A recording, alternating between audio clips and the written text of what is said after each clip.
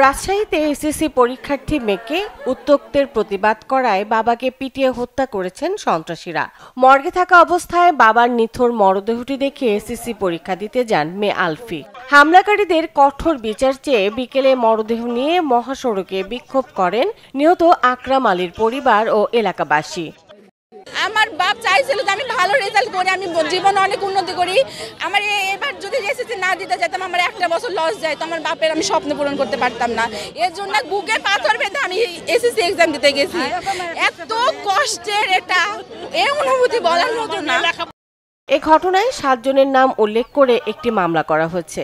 তবে ঘটনাটি পারিবারিক ও পূর্ব শত্রুতার জেরে হয়েছে বলে নিশ্চিত করেছেন রাজশাহী মেট্রোপলিটন পুলিশের মুখপাত্র। নিহত আকরাম আলী পেশায় একজন বাস চালক এবং রাজশাহী জেলা মোটর শ্রমিক ইউনিয়নের সদস্য ছিলেন।